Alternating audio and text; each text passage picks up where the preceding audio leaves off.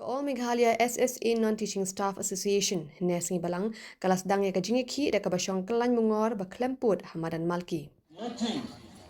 Hagan ya sengi lawan nation minta de kispangut kit khat ka All Meghalaya SSA Non-Teaching Staff Association na keleng kathan Khasi Giant Hills but Garu Hills. Members asked the last general meeting held here.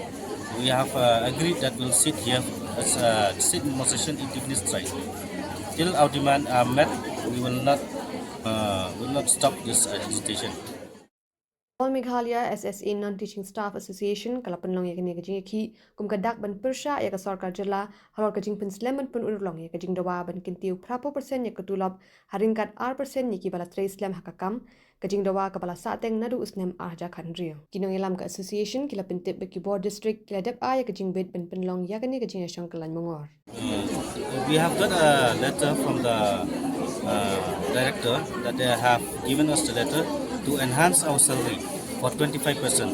But as if we have decided as a general meeting, all the members we have decided that we should have stick this 80%. We have to stick this decision made by the general meeting that 80% is enhancement.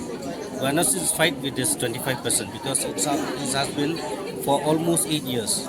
So that means if you divide it for 80%, it will become to 8% per year. And plus we need that assurance from the office, from the director, that he will give us an assurance that it will be 80% plus the 5% annual leave.